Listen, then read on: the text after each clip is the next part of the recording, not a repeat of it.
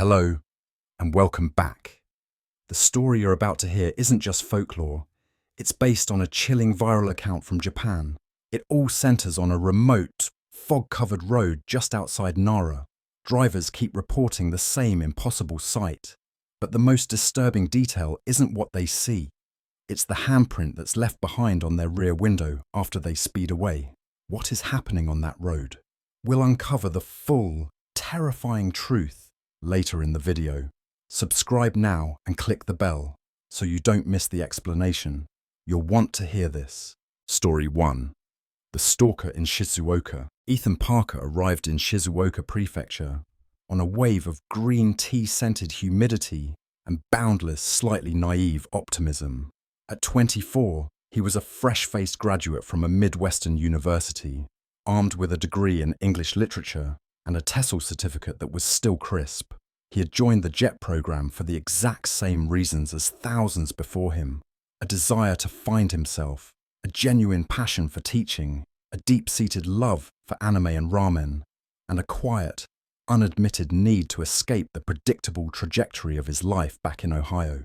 He was, in every respect, an ordinary young man embarking on an extraordinary, yet entirely common, adventure. His placement was not the gleaming metropolis of Shizuoka City. Instead, he was assigned to a small, quiet town nestled in the foothills, a place where the sprawl of tea plantations was interrupted only by clusters of traditional houses and utilitarian concrete school buildings. His official title was Assistant Language Teacher, or ALT. His life was quickly defined by a simple, relatable routine. He lived in a small, subsidized teacher's apartment, a standard-issue Danchi building that was efficient, clean, and beige. His purpose was clear: wake up, brew a cup of too-strong instant coffee, bike or bus to the local junior high school, and spend the day trying to make irregular verbs exciting for classrooms of bright-eyed Maasai teenagers. His environment was the very definition of normal. He navigated the polite, subtle, social codes of the staff room, sharing smiles and halting Japanese with Tanaka-sensei, the head English teacher. He learned which bento box at the local konbini was the best value. He struggled with separating his plastics for recycling. He felt the occasional pang of loneliness on a Friday night, but it was nothing a video call home or a trip to the next town's slightly larger supermarket couldn't fix. He was an ordinary person in a normal place, doing a normal job. This, he felt, was life. This was the authentic experience he had craved, and it was precisely this comforting normalcy that made him vulnerable.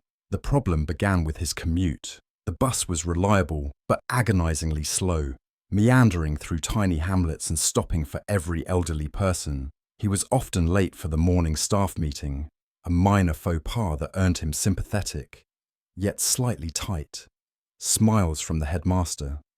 One humid Tuesday, while poring over a local map on his phone, he found it. A thin dotted line, a footpath that cut directly from the street behind his apartment complex, up a small hill, and emerged almost directly behind the school's gymnasium. It would cut his travel time by 15 minutes. He felt a small thrill of discovery, a life hack that made him feel like he was finally mastering his new environment. The next morning, he tried it. The path was narrow, flagged with old, worn stones. It was beautiful, shaded by tall cedar trees and thickets of bamboo that rustled in the morning breeze. He passed small, moss-covered stone statues, Jizo figures, guardians of travelers and children, some wearing faded red bibs.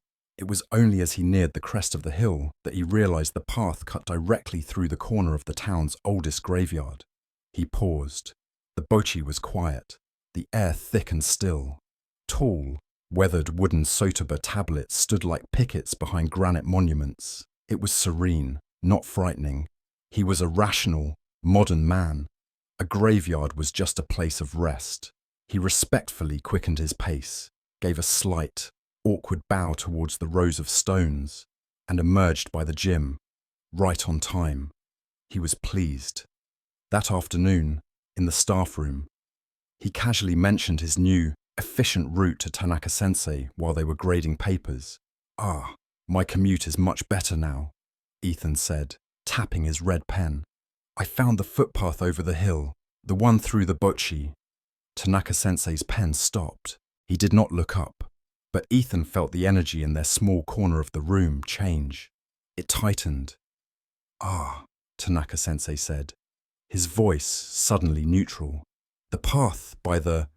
Yes, that is an old path. It's really fast, Ethan pressed on, oblivious. And quite beautiful. Tanaka-sensei finally looked up. His smile was strained. Ethan-sensei, he said, dropping into the formal tone he used for serious matters. Perhaps it is not a good path. It is better to use the main road. It is more appropriate. Before Ethan could ask why, Mrs. Ikeda, the elderly school secretary who rarely spoke to him, chimed in from her desk. Her voice was thin but sharp, cutting through the quiet tapping of keyboards. You must not walk there, she said, not looking at him. Especially not at dusk. It is not for the living. You show no respect. Ethan flushed crimson. He felt like a student who had been reprimanded. I'm sorry, he stammered. I did not mean to be disrespectful. I was just… It is not about respect for the dead. Ethan-sensei, Tanaka-sensei said quietly, already turning back to his papers, signaling the end of the conversation. It is a local matter. Please, use the bus. Ethan left school that day, feeling foolish and a little annoyed. A local matter. It felt like a gentle but firm way of telling him, you are an outsider. You do not understand. He kicked at the gravel on the main road, taking the long way home. It was just superstition. What was the harm? He was from a place where graveyards were for history tours and Halloween parties.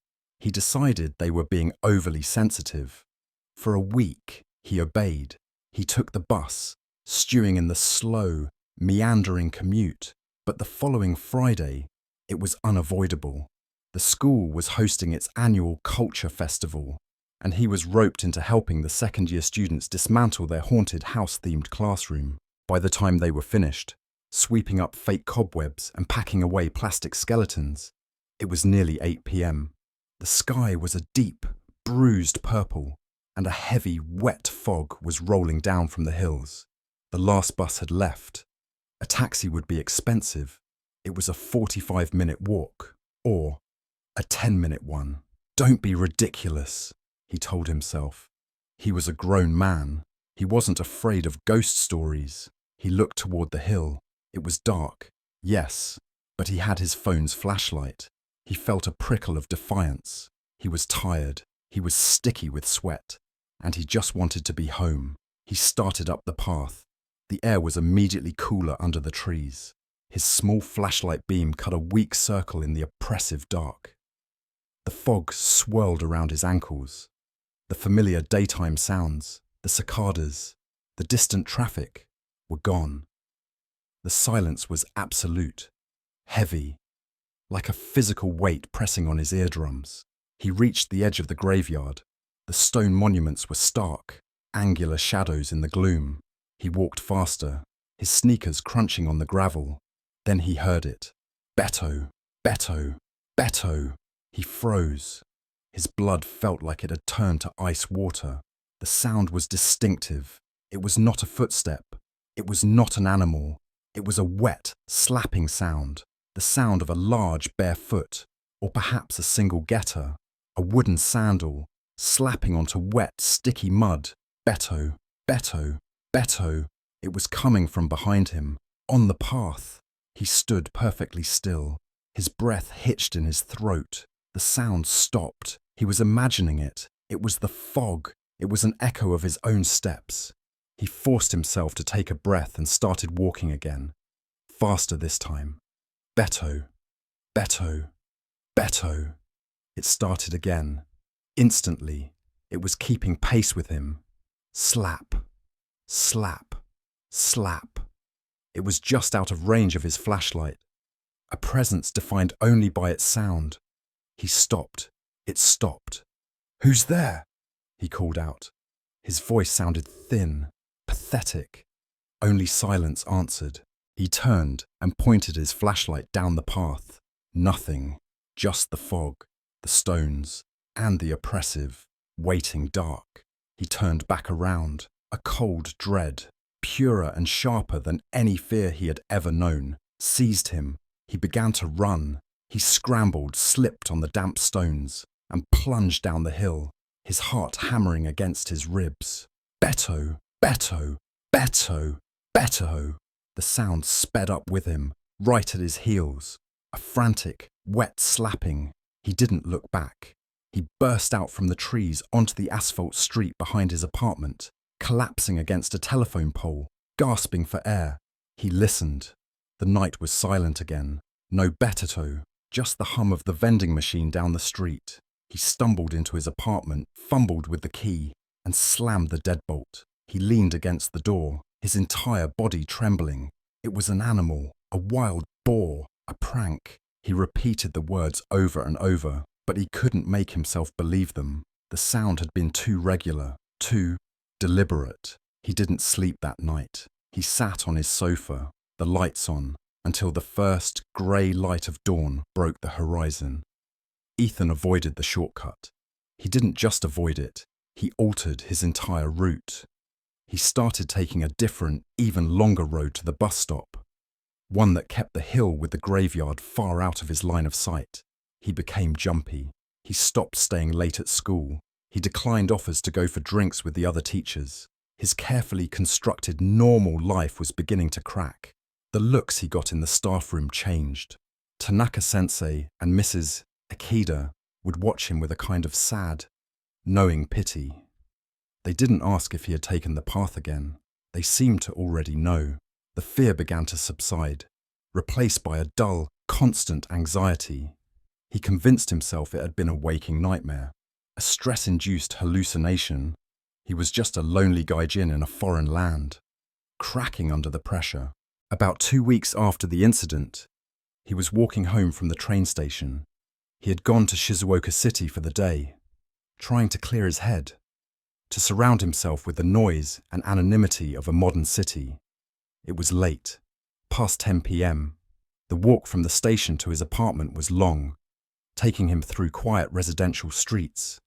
The air was still. His footsteps echoed, and then a new sound joined them. Beto, Beto, Beto.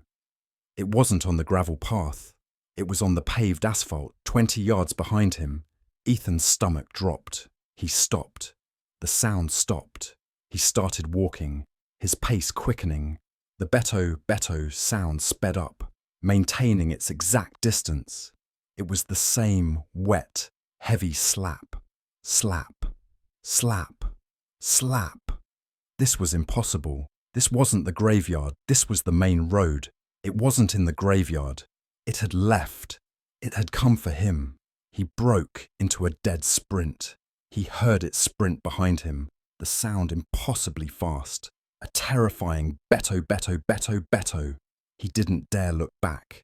He raced to his apartment complex, bounded up the concrete stairs to the 3rd floor, his key already in his hand. He jammed it into the lock, threw the door open, and slammed it shut, locking the deadbolt and fastening the chain.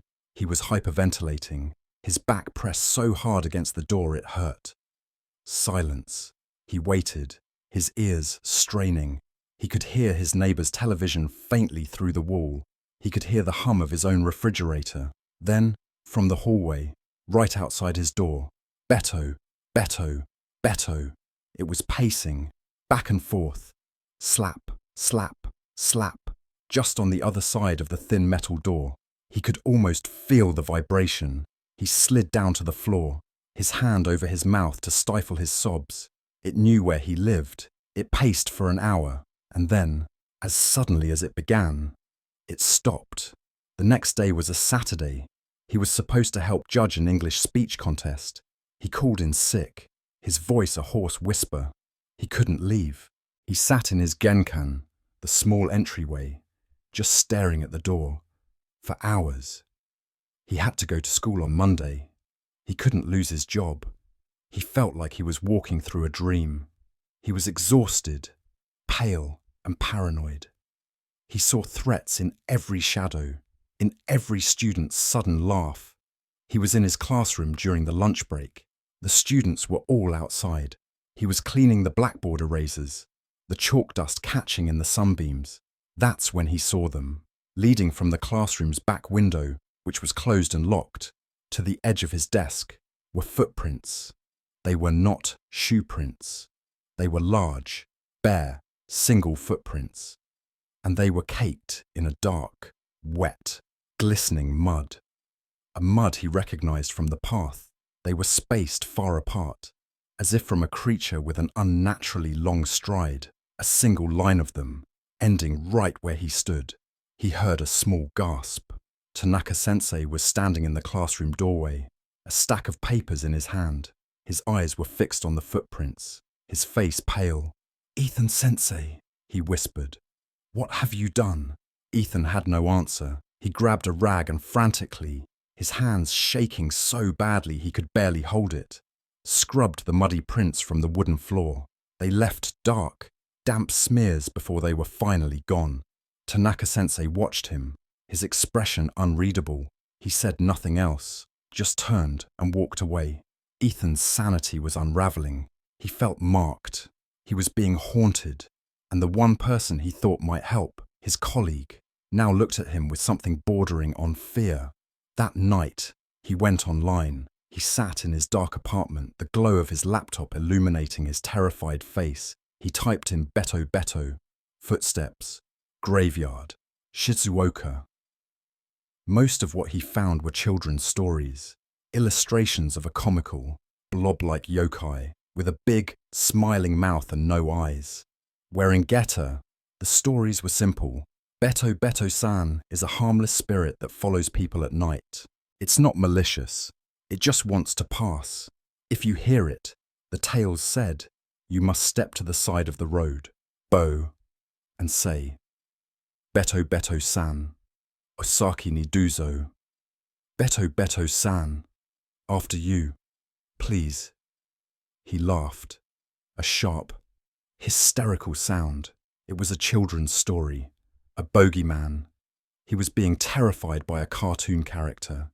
He was losing his mind. The footprints were a prank. The students, it had to be the students. They had seen him on the path. They knew the local legends. And they were playing a cruel, elaborate joke on the stupid gaijin teacher. The relief was so profound. He almost cried. It was a prank. It was all a prank. He felt a sudden foolish anger. He had been made a fool of. He looked at his own reflection in the dark screen of the laptop. A pale, haggard, foolish man. He went to the bathroom to splash cold water on his face. He gripped the edges of the small plastic sink. Breathing deeply. It was a prank. He was fine. He was safe. He looked up. For one heart-stopping second, the face in the mirror was not his. Where his reflection should have been, there was nothing. Just the sterile, tiled wall of the bathroom, as if he were invisible. Then, the nothingness rippled like dark oil. It coalesced. He saw not a face, but the suggestion of one, a gaping, cavernous mouth, wide and dark, stretching from where his chin should be to his hairline. It was a void, and above it, where his eyes should have been, there was only smooth, blank, seamless skin. He screamed and stumbled back, crashing into the shower door. He blinked. He looked again. It was just him, pale, wide-eyed, terrified Ethan, his face dripping with water. His own reflection stared back at him, trembling. It wasn't a prank. The sound started again. Beto, Beto, Beto. It was in his apartment. No, not in the apartment. It was on his tiny balcony, just outside the sliding glass door. Slap, slap, slap. Pacing back and forth on the concrete 6 feet away. He was trapped. He sank to the floor, his mind completely broken. He was going to die here, in this beige apartment, tormented by a thing he couldn't see. The pacing stopped. It was standing at the glass. He could feel its attention. Then, the memory of his research surfaced. The children's story. Osaki ni Duzo, after you, please. What if it was true? What if it wasn't a prank? But the solution, it wasn't malicious. It just wanted to pass. He had been rude. He had been on its path. He had run from it. He had locked it out. It was trapped, and it was angry. He was paralyzed by a terrible, desperate hope. Maybe he could fix this. He crawled from the bathroom, across his small living room, toward the balcony. He was sobbing, tears streaming down his face. Please, he whispered. Please, just leave me alone. He reached the sliding glass door. He could see nothing through the closed curtains but the ambient orange glow of the streetlights. He pressed his forehead to the cool glass. Beto-san, he whispered, his voice cracking. Osaki ni Duzo, Beto-san. After you, please. The sound stopped. He held his breath. The silence stretched. 1 second. 10. A full minute. Nothing. It was gone. He let out a shuddering, gasping sigh of relief. It worked. Oh God, it worked. It was over. He had just needed to be polite. He started to laugh. A wild, unhinged sound.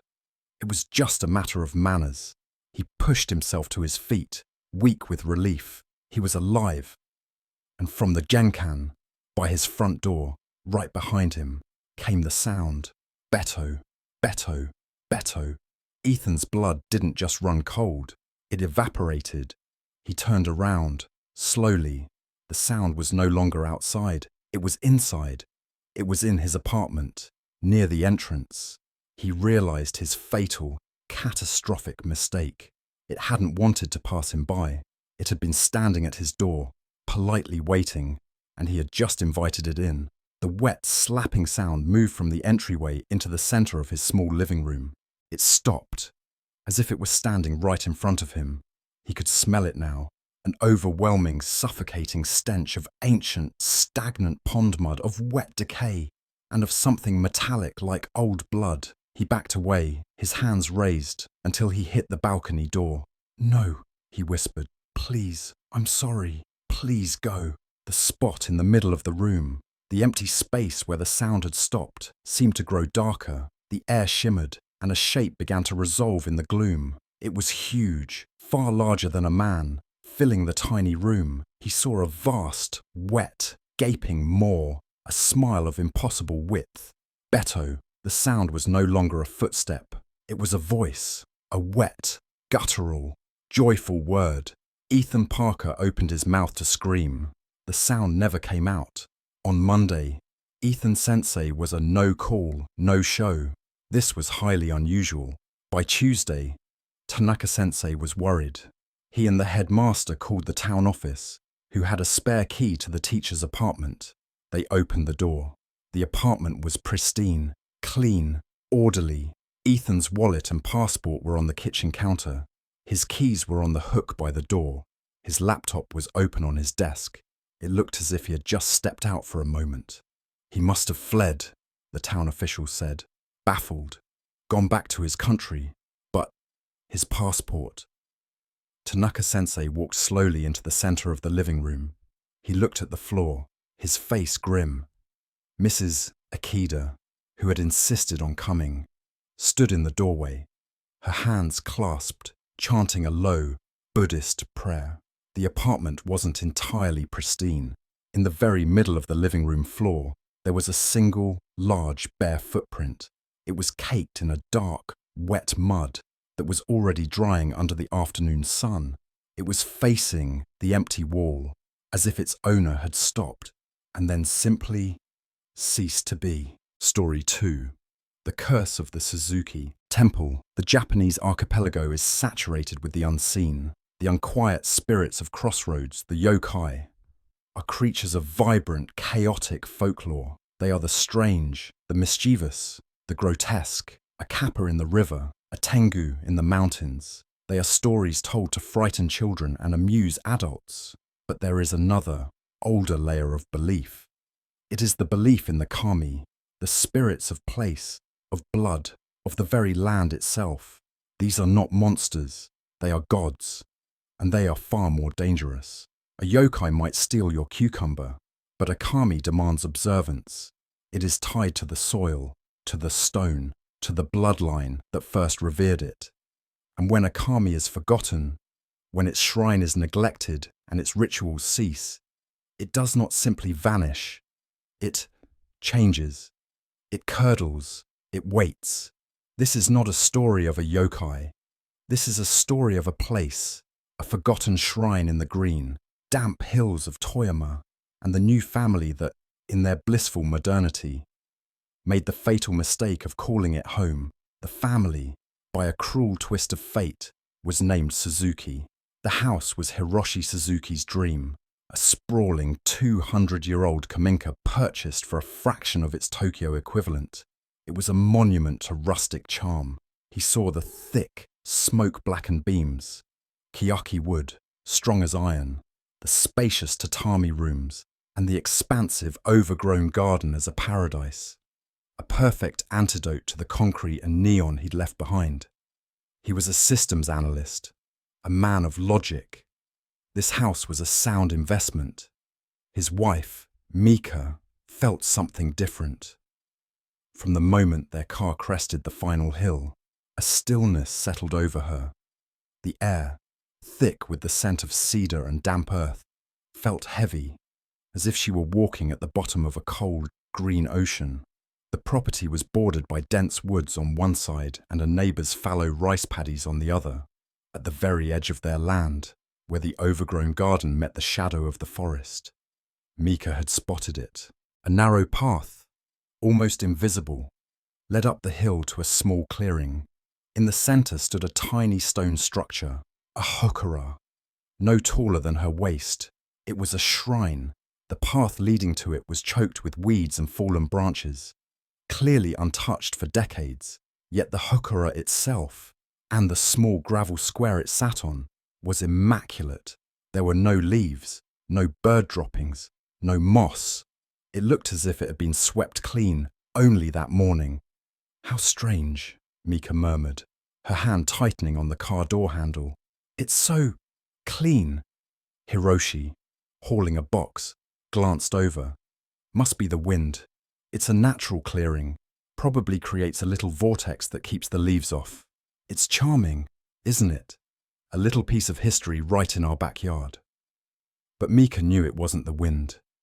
The air around the hokora was unnaturally still, even as a breeze rustled the treetops above.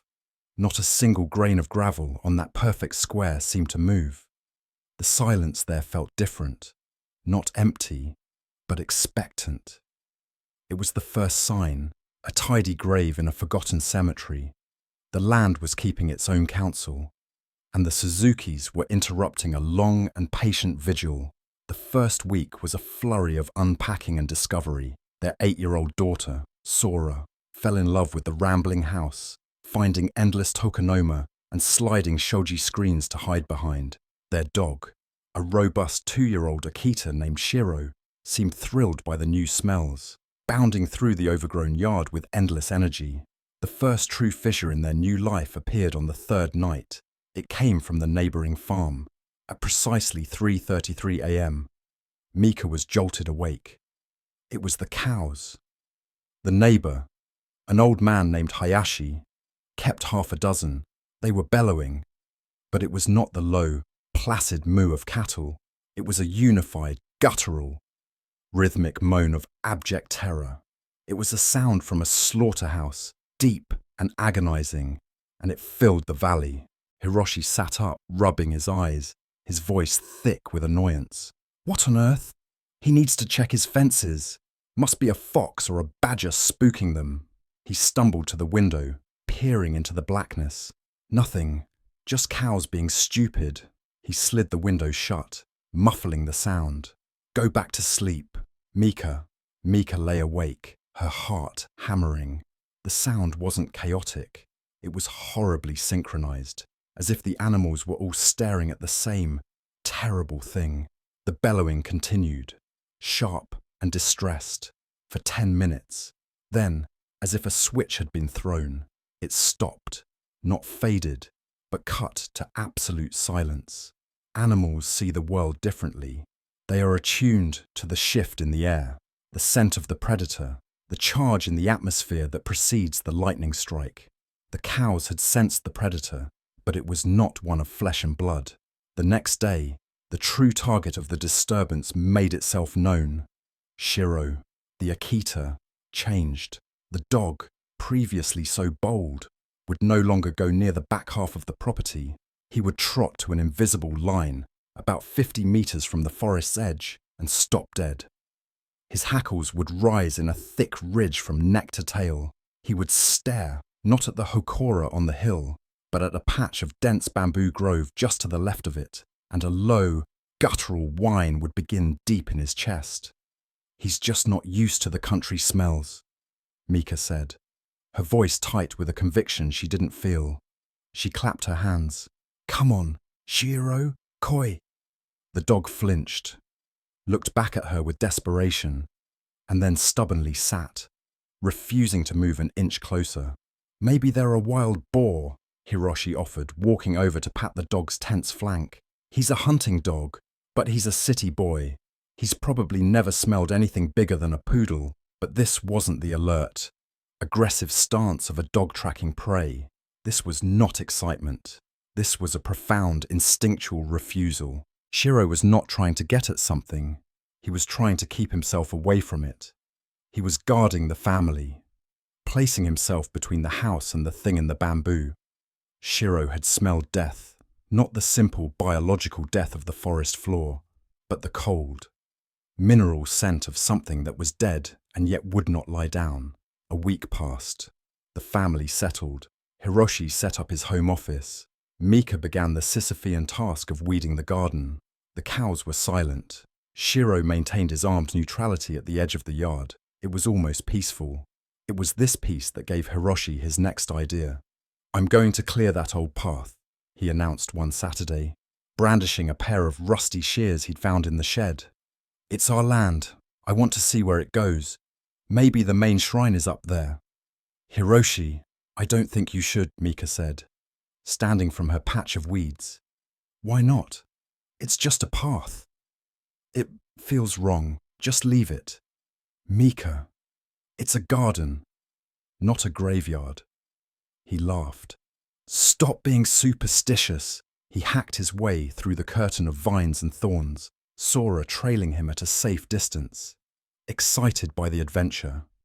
Mika watched from the garden, a knot of ice in her stomach. It took Hiroshi 20 minutes to fight his way up the incline. The path was steeper than it looked, and it ended abruptly, not at the small hokora, but at something else. Lying across the path, completely blocking it, was a torii gate. It was enormous. The twin pillars were easily as thick as Hiroshi's body, carved from a single massive trunk of cypress. It had clearly stood there for a century, and it had fallen, not outward, down the hill, as rot and gravity would dictate.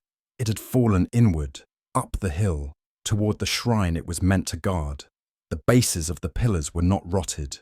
They were splintered, shattered, as if struck by a colossal horizontal force.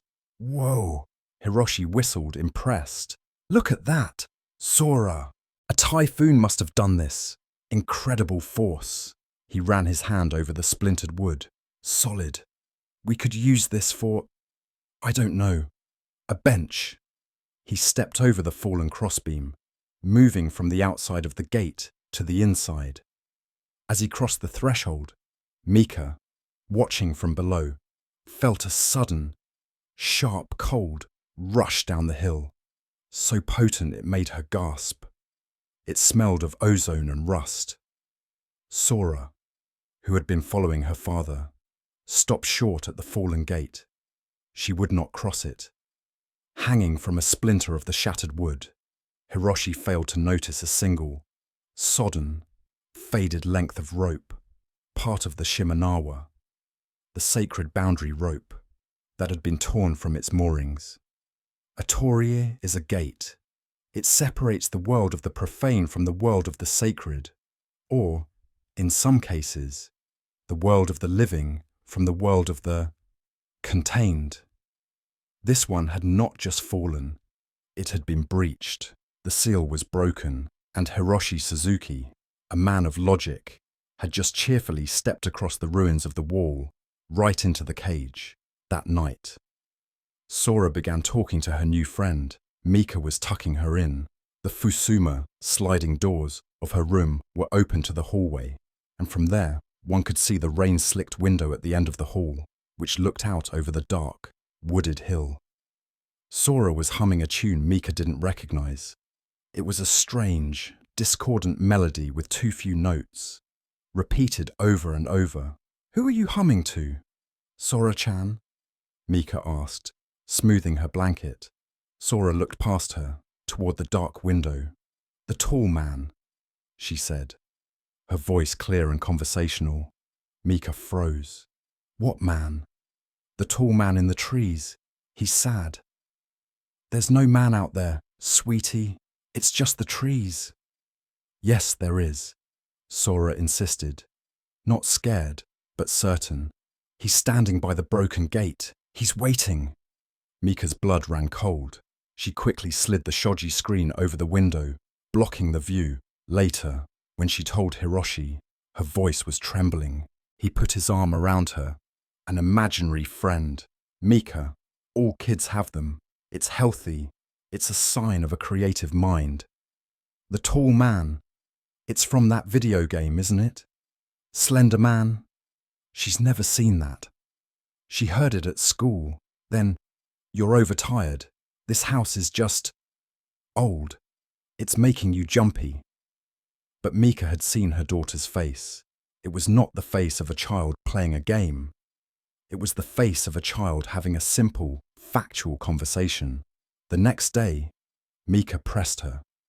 "What does this man, what does he look like?" "Sora?" Sora was colouring. She didn't look up. "He doesn't have a face," she said simply. "And he's all wet, like he came from the bottom of the well, and he's cold." She finally looked up, her eyes wide and empty. "He's very, very hungry, Mama." Children and animals, they are the barometers of the unseen world. They lack the adult's sophisticated filter of denial. Sora had seen the truth. The thing at the broken gate was waiting, and it had just been given a name. Mika was now in a state of quiet panic. Hiroshi's logic was a brick wall she couldn't break through. She felt alone, adrift in a house that was beginning to feel less like a home and more like a trap. Her mind flashed back to something she had found when they first moved in. While cleaning the genkan, the entryway, she had found an old, yellowed ofuda, a paper talisman from a shrine. It had been tacked to the top of the doorframe. On the inside, it was an unusual charm. Most were for luck or money. This one was dense with black, spidery kanji, the character for protection or seal, written over and over, layered so heavily it was almost a solid block of ink. Hiroshi had taken it down. "It's just superstitious clutter, Mika, and it's ugly. We're modern people. We don't need this." He had dismissed it with a wave of his hand, and Mika, wanting to believe him, had tucked it into a drawer in the kitchen, beneath old soy sauce packets and disposable chopsticks. Now, with trembling hands, she retrieved it. The paper felt wrong. It was stiff, like old parchment, and strangely cold to the touch.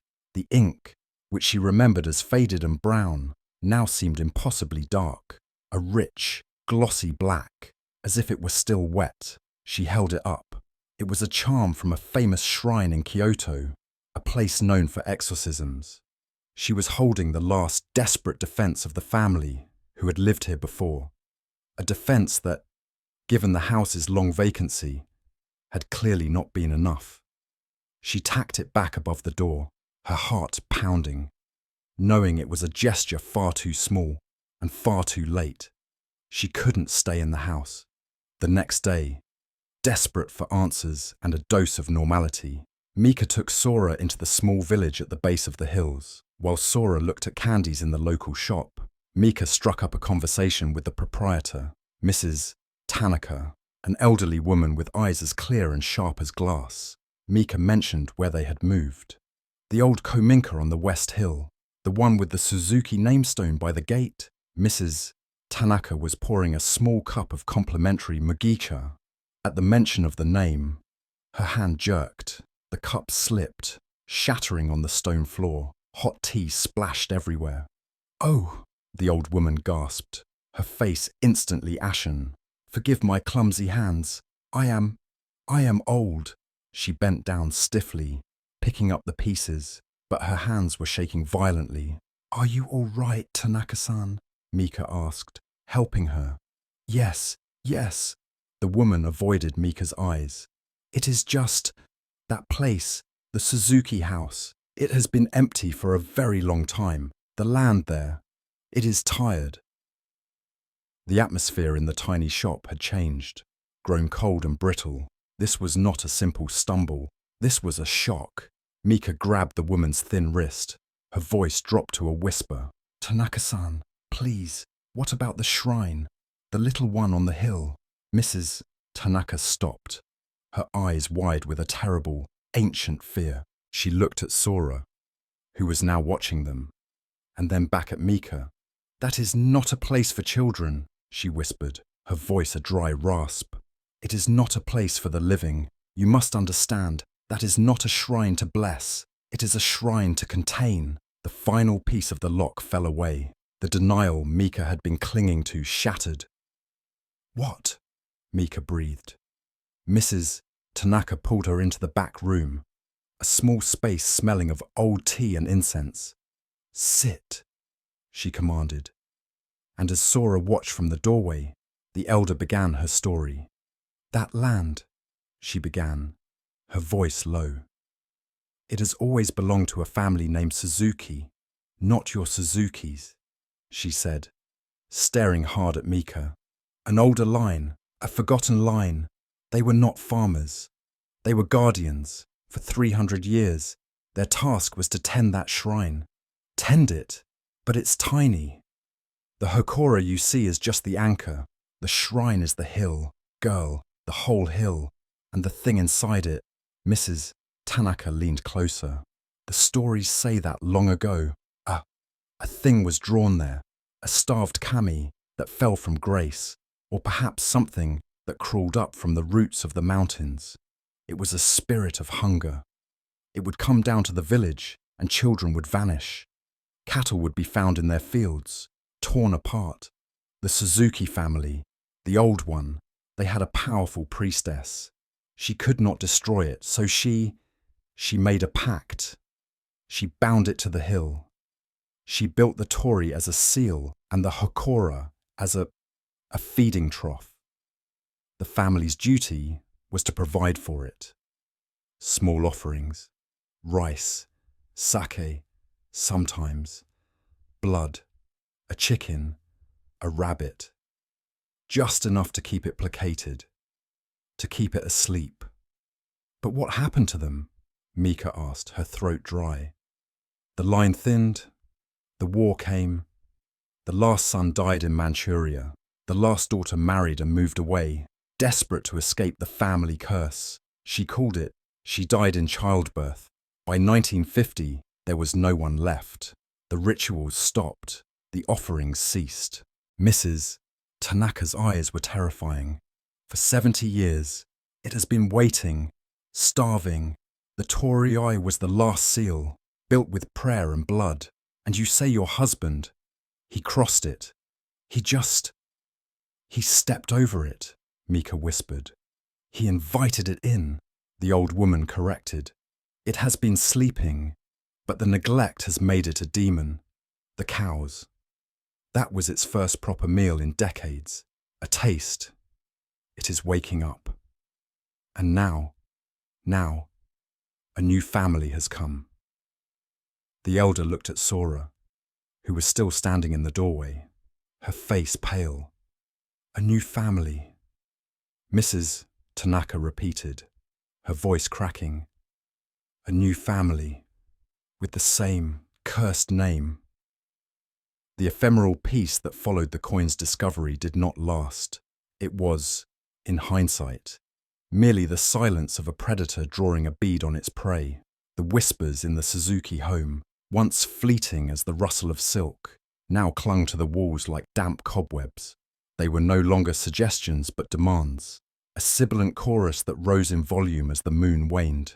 Kaito, their son, began to wake at the same hour every night, 3 o'clock, the hour of the ox, staring at the corner of his room where the shadows congealed, humming a discordant, unfamiliar tune. Sayuri Suzuki felt the change first, a crawling sensation on her skin, a persistent, metallic taste in her mouth, like she'd been sucking on the very coin she now kept locked in a heavy wooden box. Her husband, Hiroshi, blamed the settling of their old house, the stress of a poor harvest. He was a man of earth and timber, not of spirits and shadows. His denial was a fortress, one Sayuri frantically tried to breach. He's not just sleepwalking. Hiroshi, she insisted one morning, her voice strained after another sleepless night. He was talking to it. He called it Kitsune-sama. He's a child. Sayuri. He's having nightmares, Hiroshi retorted, his back to her as he forced down a bowl of rice that had gone cold. You're frightening him with your stories. You're frightening me. But the nightmare could no longer be contained within their paper-thin walls. The disturbance began to seep, like a miasma, into the town. It started at the edges of their property. Their neighbor, Mr. Endo, found 3 of his best chickens dead, not torn by a weasel, but seemingly frozen solid on a mild autumn night, their eyes wide with terror. A week later, the water in the stream that ran past the Suzuki's property line turned cloudy and acrid. Fish floated to the surface, their scales coated in a strange silvery film. The strange events repeated, and their intensity increased. A persistent, icy fog began to roll down from the mountain pass, settling only over the cluster of homes nearest the Suzukis. It did not burn off in the morning sun. It simply lingered, bringing with it a chorus of coughs and a deepening sense of unease. Yet, no one else seemed to notice the pattern. The villagers were farmers and merchants. They saw a harsh winter approaching, a blight in the water, a fox getting bold. They saw coincidence, not a curse.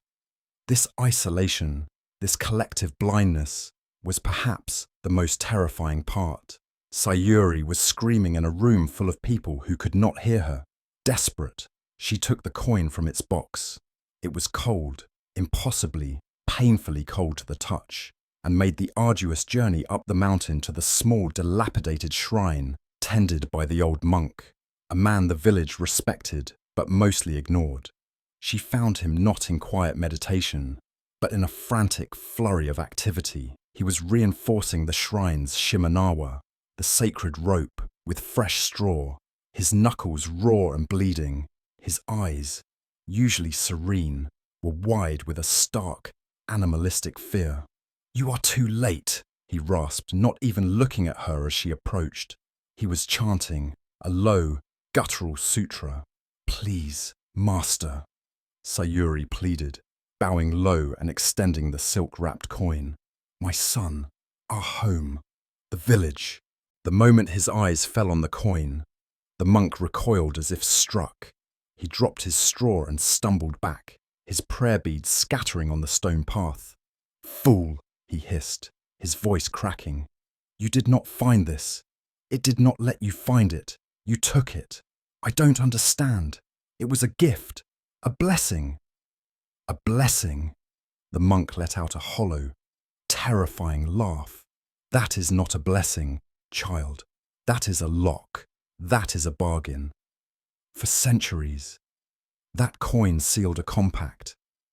The spirit of the mountain, the great white fox, the Inari, was bound by it.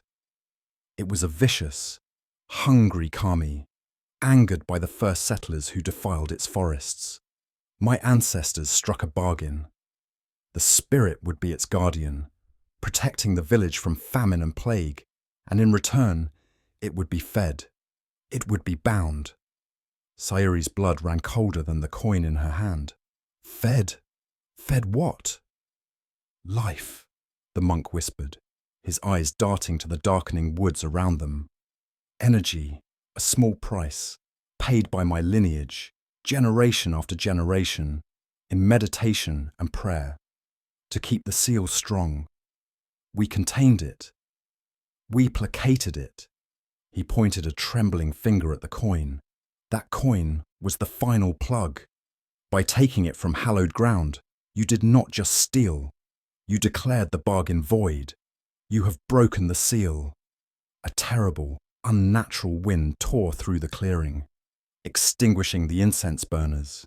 The monk's voice was nearly lost in the sudden gale. It is free, woman, and it is starving. Sayuri ran. She fled down the mountain path, stones slipping under her sandals, the monk's final desperate shout echoing behind her. It will demand a new price. It will take what it is owed. She burst through the tree line at the edge of her home just as dusk bled across the sky, her heart, already pounding, seized in her chest. Hiroshi was standing in the small garden, frozen, a wood-splitting axe hanging uselessly in his hand. Seated upon the top of their wooden entry gate, as if it were a throne, was a fox. It was impossibly large, bigger than any wolf, with fur as white as sun-bleached bone. It was not a creature of the mortal world. It sat with an unnerving stillness, its 9 long, elegant tails fanned out behind it like a royal mantle. It simply watched the house, its head tilted, its eyes. Sayuri could see them even from this distance, were not the black beads of an animal, but twin golden flames, burning with an ancient, terrifying intelligence. Hiroshi, Hiroshi, get inside, Sayuri whispered, pulling at his arm. It's been there for an hour.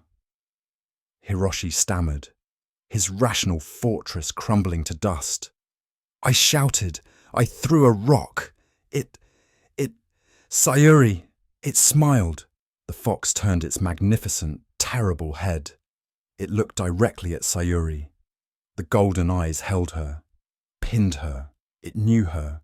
It knew what she had done. It opened its sharp, black-lipped muzzle, and a sound emerged.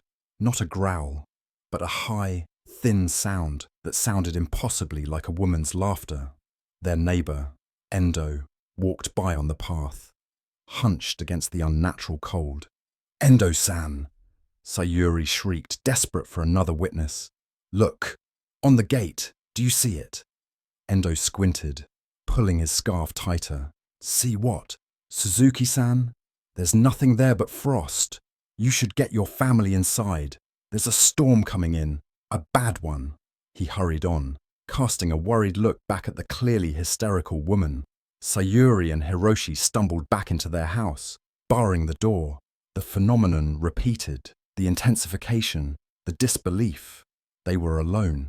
The house, their sanctuary, had become their tomb. The whispers were no longer whispers. They were a legion, a deafening cacophony of voices, skittering from every corner, demanding. Kaito sat at the table, his eyes vacant, moving pebbles from his garden pouch into a spiral pattern, humming the same discordant tune. Who taught you that song, Kaito? Hiroshi asked, his voice shaking as he knelt beside his son. The lady, Kaito whispered, not looking up. She's cold. She wants the warm coin. She said she'll trade me for it. That night, the mountains screamed. It was not the sound of wind or splitting trees. It was a groan of stone, a primal roar that shook the entire village from its sleep. People ran into the streets, clutching each other, pointing up the mountain. The shrine was gone. The ancient, hallowed structure that had stood for 500 years had not just fallen, it had collapsed, as if a giant hand had crushed it from above. The great torii gate at its entrance was snapped in two. The sacred Shimenawa burned to ash. The mountain kami was not just angered, it was gone. The villagers, now truly terrified, finally found their target. It was not the unseen spirit. It was the Suzukis, a small, angry crowd gathered at the edge of their property, held back only by the terrifying, unnatural blizzard that had begun to swirl only around the Suzuki's home. "They did this!" a man shouted, his voice muffled by the wind. "They angered the gods. They brought this doom." "Outcasts!" screamed another. "Curse-bearers!" Sayuri and Hiroshi huddled inside, the shouts from the village barely audible over the roar of the wind and the legion of voices inside their home. The white fox was gone from the gate, but they knew it was not gone. It was here. The temperature in the house plummeted. Tea froze solid in their cups. Frost bloomed on the tatami mats. And then, as suddenly as it began, it stopped. The wind died. The supernatural cold receded. The thousands of whispering voices vanished, plunging the house into a silence so profound it was more terrifying than the noise. It was a vacuum, a heavy, final, satisfied silence. "Kaito," Sayuri breathed. The name was a prayer and a curse. They scrambled to their feet, their limbs numb. They ran to his room. The small sleeping chamber was empty. The window, which had been barred from the inside, was thrown wide open, the paper screens ripped to shreds. Snowdrifts piled on the floor, untouched by any footprint. Kaito's futon was undisturbed, except for one thing. There, in the center of the small pillow, where their son's head should have been, lay the ancient, tarnished coin. It was no longer cold. It was radiating a faint, sickening warmth. Hiroshi let out a sound that was not human. He grabbed the axe he had dropped earlier and ran, screaming into the unnatural. Localized blizzard. "Kaito! Kaito!" Sayuri followed, falling to her knees in the snow. "He's gone! Hiroshi! He's gone!" Hiroshi staggered back, his face a mask of broken sanity. "No, no footprints. Sayuri! There are no footprints." Sayuri looked down. He was right. The snow around the house was deep and pristine. There were no small boot prints, no signs of a struggle, nothing. Then she saw them, starting from their very doorstep, leading away toward the gate and up the mountain path, was a single, delicate line of fox tracks. The blizzard vanished with the dawn. The sun rose on a village that felt lighter. The oppressive fog was gone. The acrid smell from the stream had vanished. Endo's remaining chickens were clucking, and the sky was a brilliant, painful blue.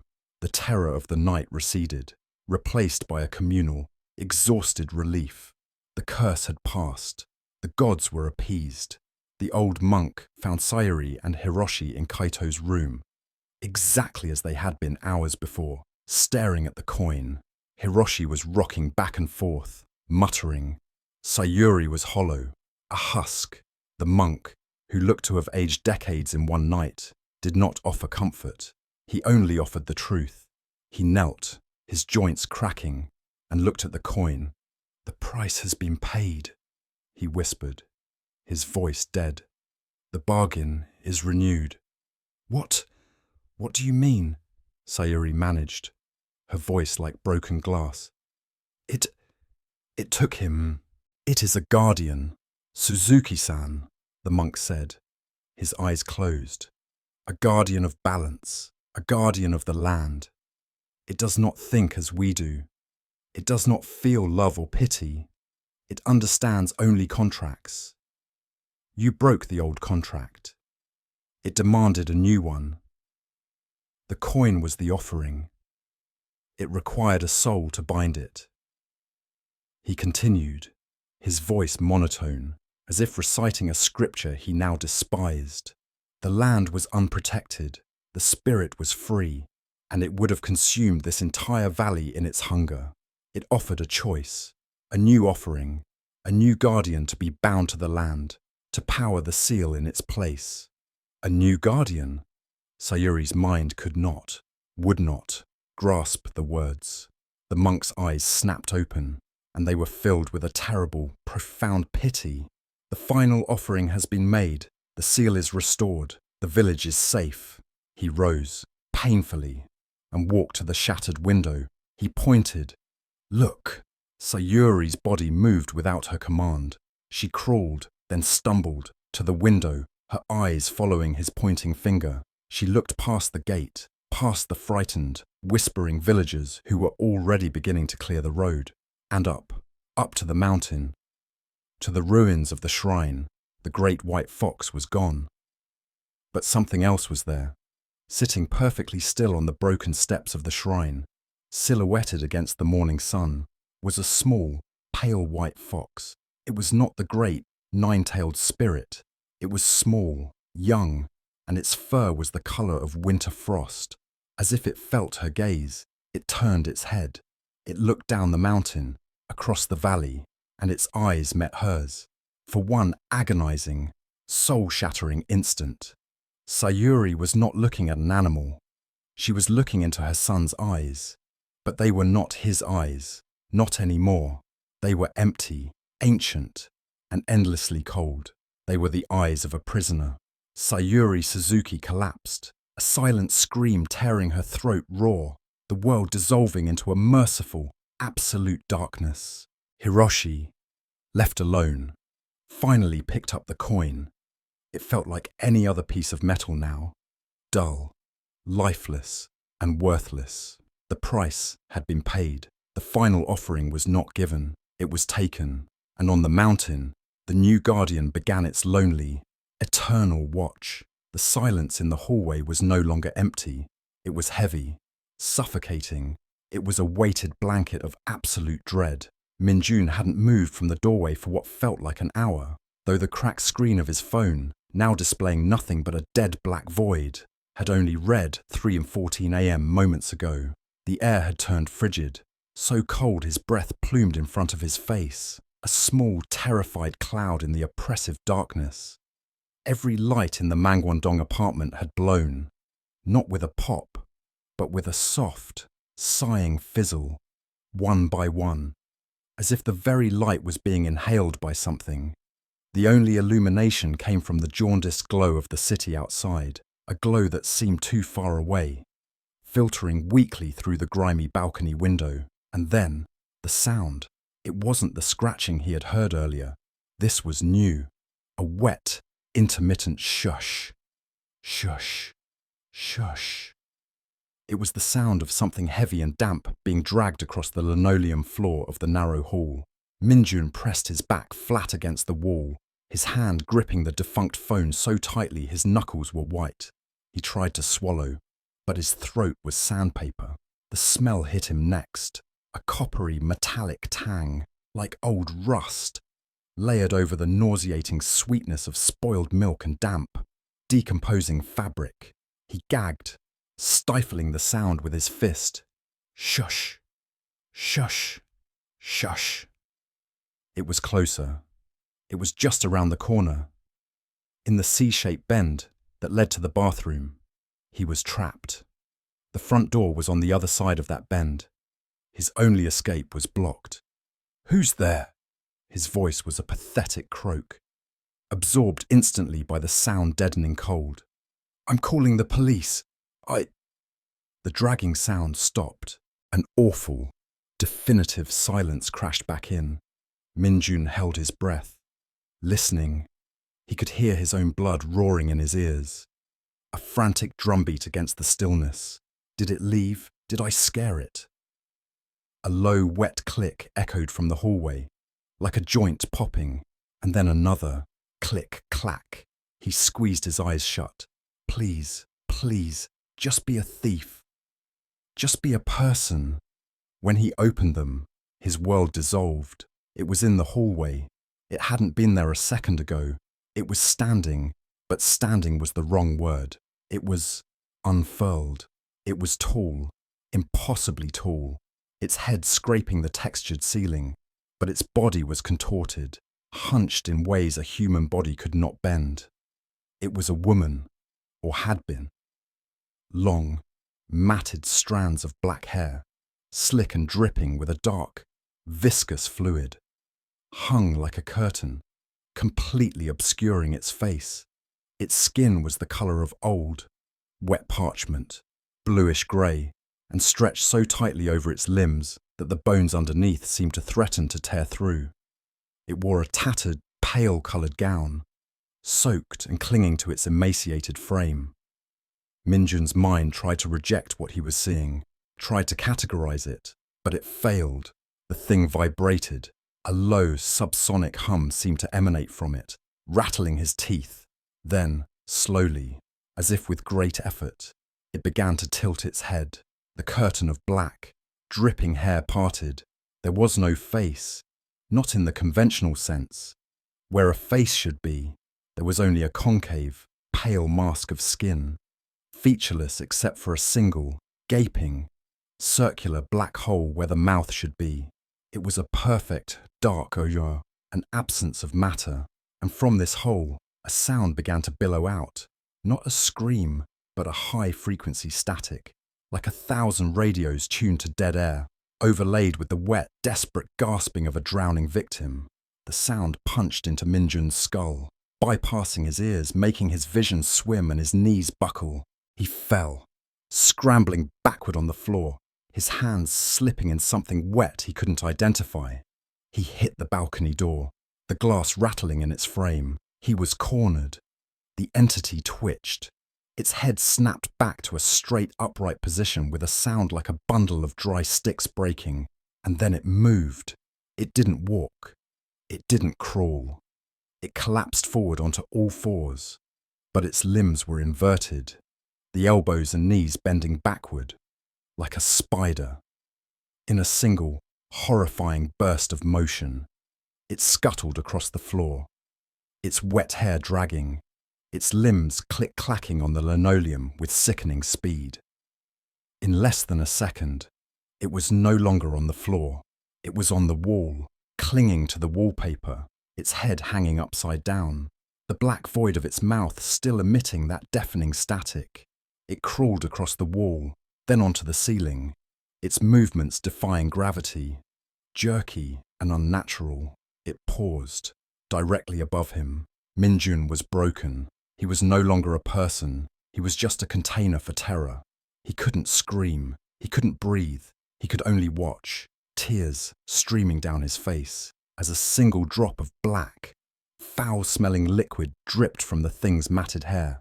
It fell through the cold air. It landed on his cheek. It was ice cold. The thing on the ceiling let go. It didn't fall. It dropped, landing with a sickening, wet thud in a crouch, mere inches from his face. He was staring directly into the black, featureless void of its mouth. The static shriek was overwhelming, a physical force that pinned him to the spot. He could smell the decay, the rust, the grave. He was completely, utterly powerless.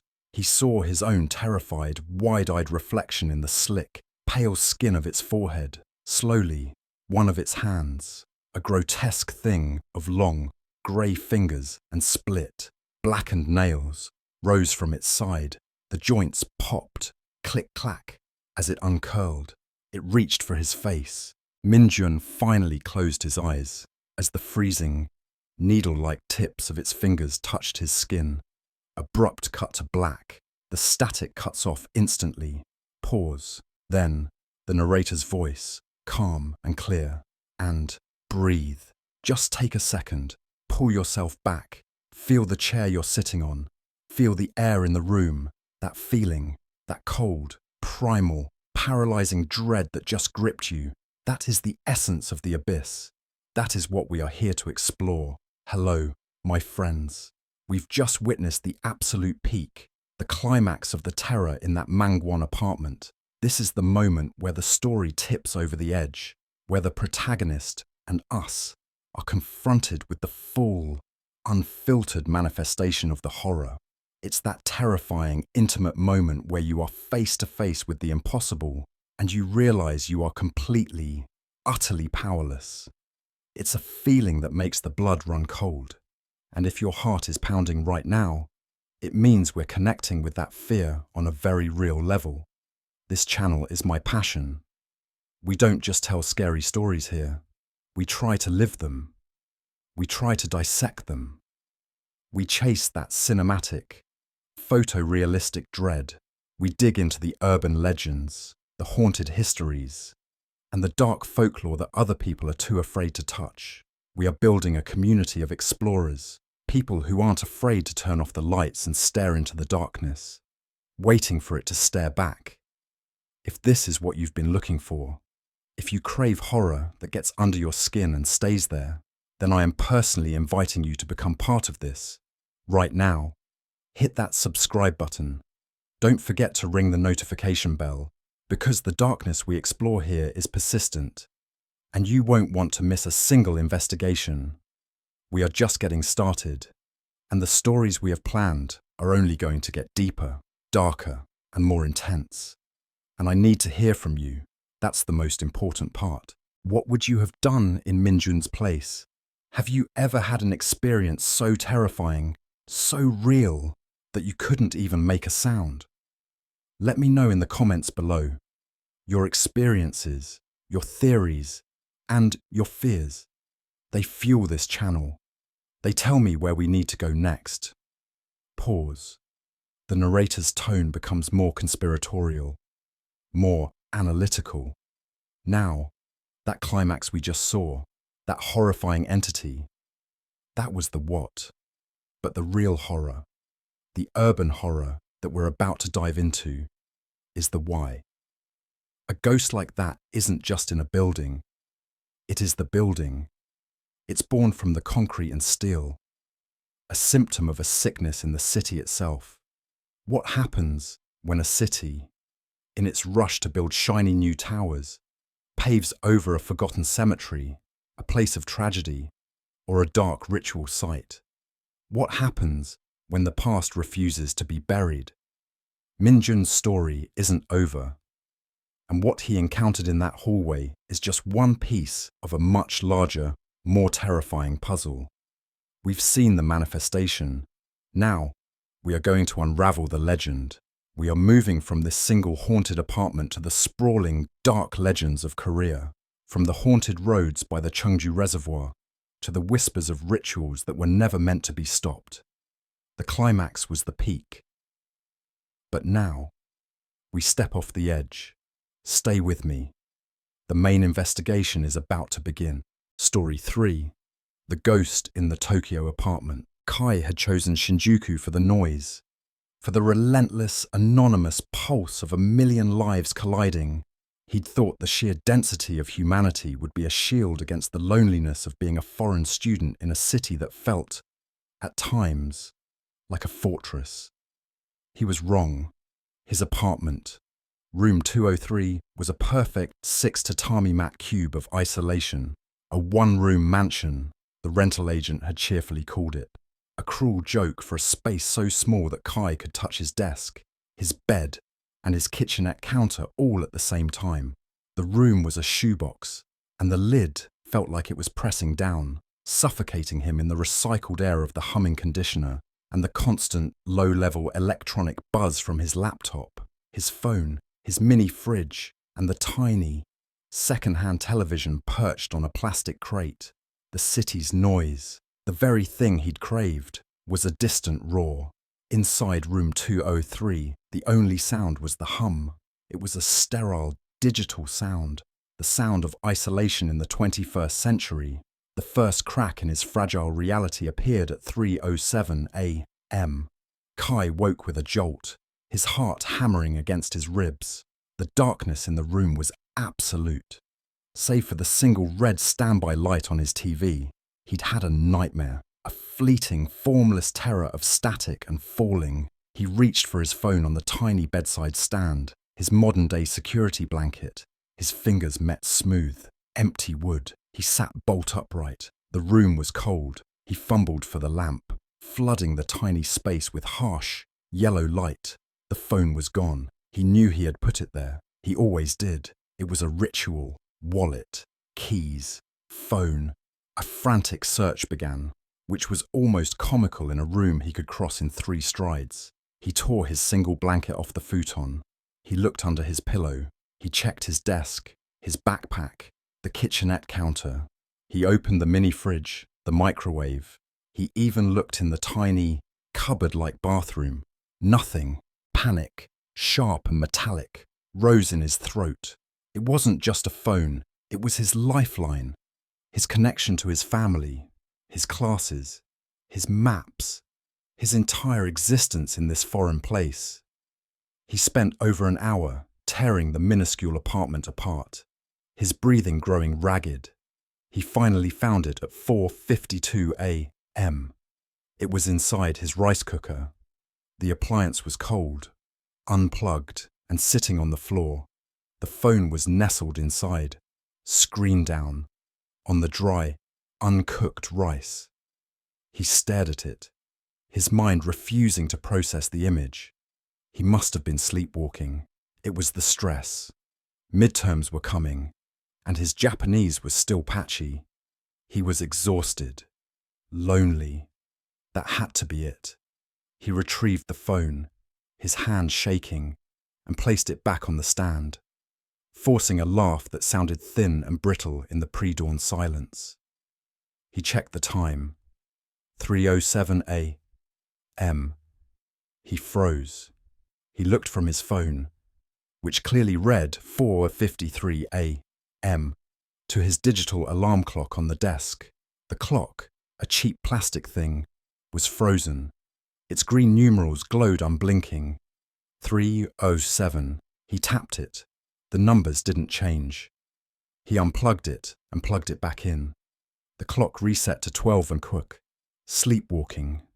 It had to be. The glitches started the next day. His laptop screen would suddenly dissolve into a cascade of digital artifacts. A rainbow snowstorm that lasted for a few seconds before resolving. The TV, which he never watched, would click on by itself. Its screen, a roaring sea of black and white static. The sound a deafening hiss before he could lunge for the power button. The lights in his bathroom would flicker in a rapid, unnerving rhythm, like a message in Morse code.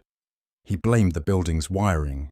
It was an old block, one of the countless characterless concrete slabs that had survived the bubble era. But the sleepwalking excuse was wearing thin. The phone incident had unnerved him. Worried he was doing other things in his sleep, he started using his phone's voice recorder app, leaving it on all night. For 3 nights, the recordings captured nothing but the hum of the fridge, his own breathing, and the occasional distant siren.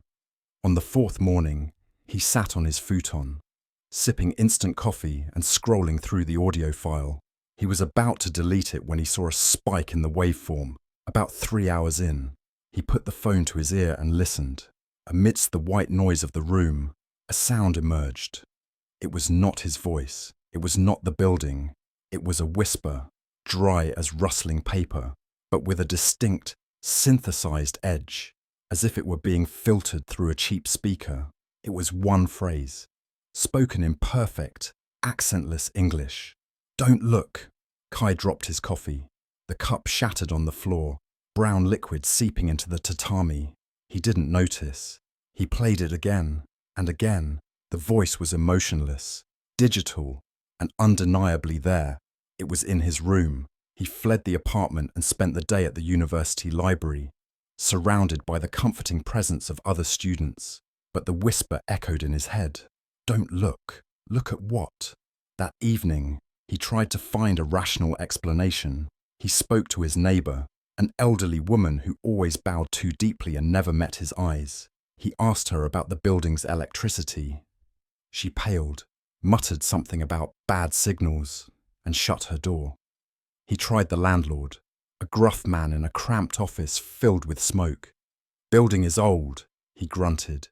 "Wiring is fine. You use too much power. All you young people, too many computers." When Kai pressed, asking if anyone had complained before, the man's eyes narrowed. "Room 203, no complaints. The last tenant, quiet, very quiet." There was a finality in his voice that shut Kai down. But the man's words, "Room 203, stuck." He went to a 24-hour internet cafe. Unable to bear the thought of being in his apartment, he started searching. Shinjuku, building name, history. Room 203, building name.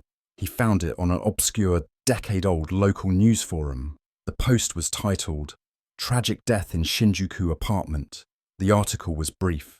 A young woman, a tenant in room 203, had been found dead. The cause of death was listed as accidental electrocution.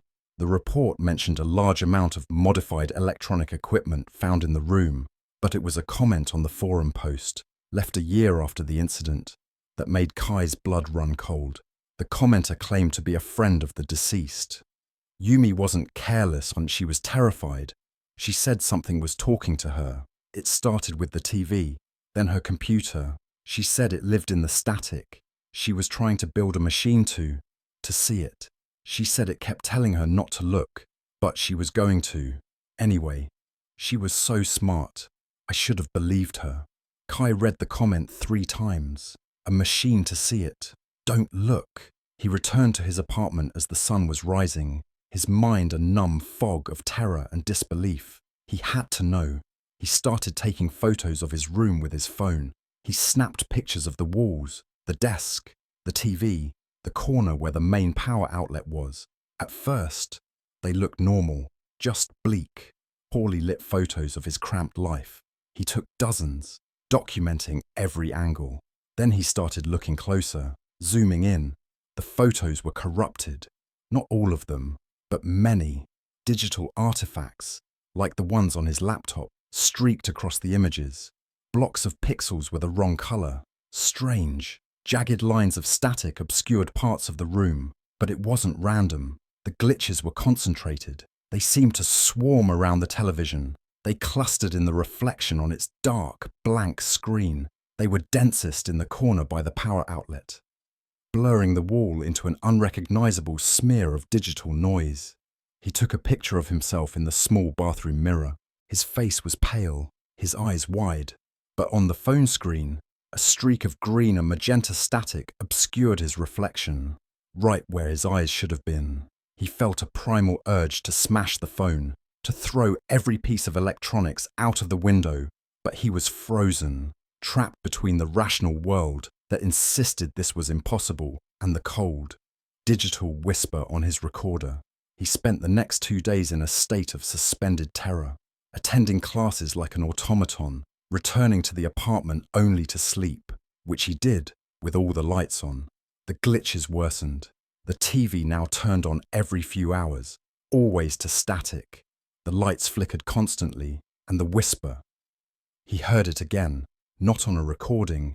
He was washing his face, and it came from his laptop speaker, which was turned off. Don't look. He was packing his bag for the library, his hands shaking so violently he could barely zip it. When his phone rang, he fumbled it out of his pocket. Unknown number. He stared at it. His phone never rang. He had no friends here, and his family used messaging apps. It rang again, a shrill, demanding sound in the tiny room. Maybe it was the university. Maybe it was an emergency. He answered. Moshi moshi. There was no voice, only static. A loud, abrasive, digital roar, like the sound from the TV, but funneled directly into his ear. It was so loud it hurt. He cried out and tried to pull the phone away.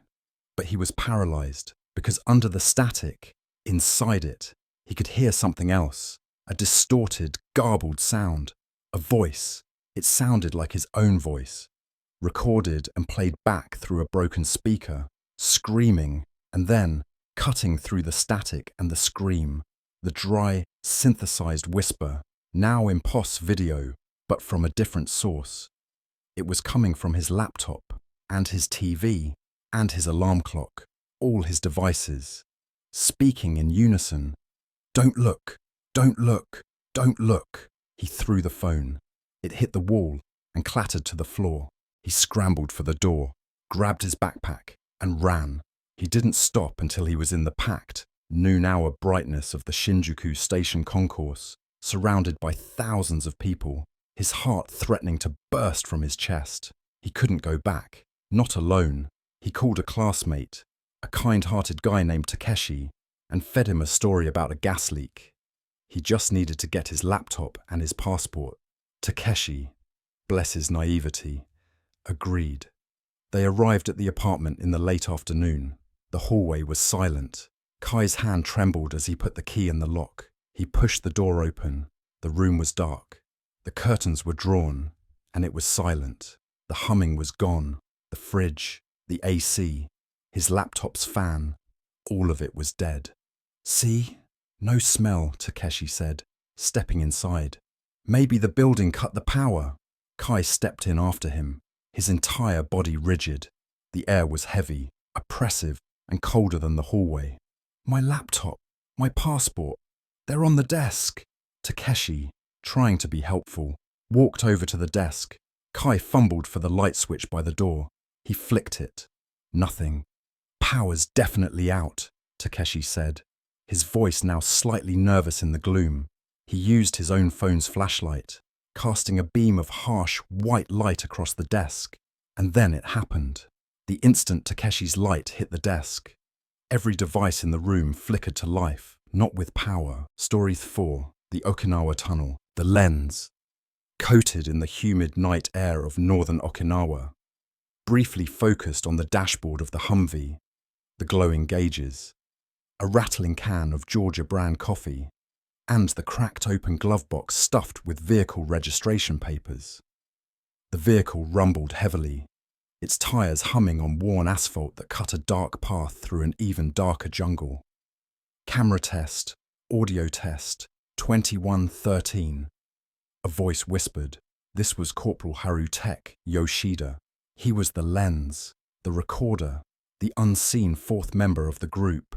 He swiveled the camera to the driver's seat. Reeves, state your name and purpose, Haru said, his voice tinny through the camera's onboard mic. Sergeant Reeves, a man whose face seemed permanently carved into a mask of pragmatic skepticism, glanced away from the winding road. His eyes were tired. Sergeant Frank Reeves, purpose, officially, checking a remote signal relay station near Hedo. Unofficially, entertaining your ghost-busting bullshit. The camera panned to the back seat. Finding Specialist Grant. Grant grinned, all teeth and nervous energy, holding up a cheap electromagnetic field, EMF, meter. Specialist, James, Grant, and I am here, he stage whispered dramatically, to get weird. We've done the abandoned hospitals. We've done the haunted barracks on Hanson. This is the big one, the main event. Lin, Haru said, panning to the other passenger. Private Lin just stared out the window into the oppressive blackness of the Yambaru forest. I'm just here for the ride, man. But I don't like this. See? Perfect, Grant boomed. We got the skeptic, the believer, the terrified local expert.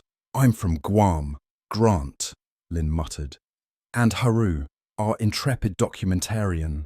This is it, boys. The paranormal road trip. We're transitioning from boring old urban horror to the real deal. Found footage, baby. Reeves grunted, downshifting as the road became steeper. Just keep that camera rolling, Tech. If we find this place and it's a bust, you're buying the Habushu. And if it's real? Haru asked, zooming in on Reeves's face. Reeves's expression didn't change, but his grip tightened on the wheel. Then we'll have one hell of a story. They were looking for a place that wasn't on any map. It was known to the locals, in hushed tones, as Chibirigama, the Screaming Tunnel, but its real name, its military designation from 1945, was lost to history. The only reason they knew where to look was a grainy satellite photo and a rumour passed down from a grizzled master gunnery sergeant who had been stationed on the island since the 80s.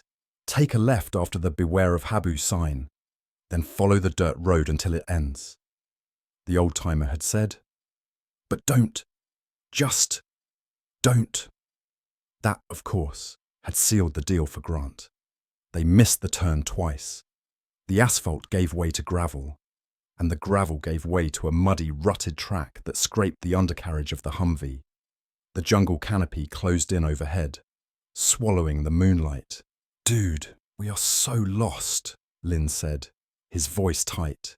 Signal relay's gotta be out here somewhere, Reeves said, more to convince himself. We'll check it and head back. Wait! Stop! Grant yelled. Look, lights! Through the trees, a single weak yellow bulb burned.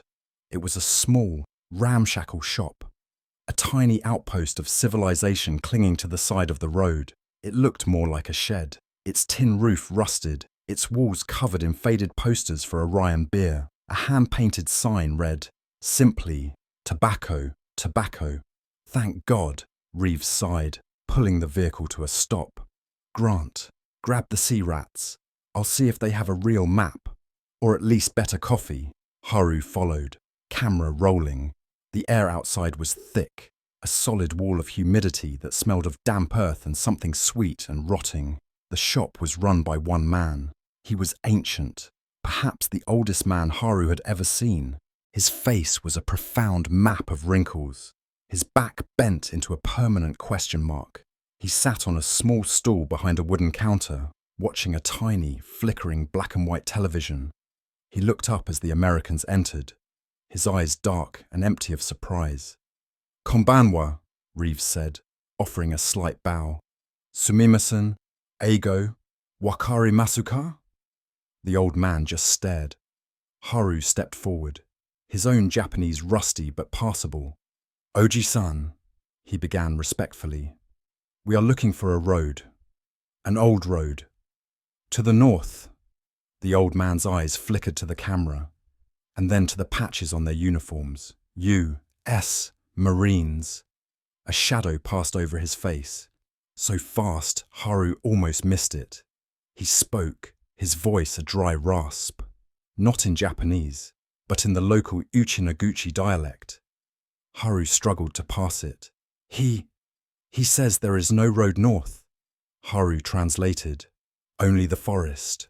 Grant, impatient, pushed forward, holding up his phone with the satellite image. This place, Koko, tunnel, Tonaru." The old man flinched, a small, sharp intake of breath. He looked at the image, then up at Grant, and his gaze was suddenly sharp, transformed from apathy to a burning, terrible intensity. He spoke again, this time in broken, halting Japanese that Haru could understand. "Why?" the old man asked. "Why you go there?" "Friends. Fun," Grant said, miming taking a picture. Chemo. What's the word? Haru? Dameshi, Haru supplied, feeling a cold dread settle in his stomach. "A test of courage." The old man's face contorted. "Courage," he spat, the word thick with disgust. "You are American. You go there for fun." He turned his back on them, shuffling toward the back of the small shop. Reeves put a hand on Grant's shoulder. "Way to go, asshole. Let's just go." "Wait," Haru said. The old man had stopped. He was standing in front of a small, dusty shrine, a butsudan. In the corner, he lit a stick of incense, smoke curling up toward a faded photograph. "You must not," the old man said, his back still to them. His voice was stronger now, infused with a chilling authority. "That place is not for games. It is a grave." "We know, sir," Reeves said, his tone respectful. "We mean no harm. We are just interested in the history." The old man turned, and his eyes were wet.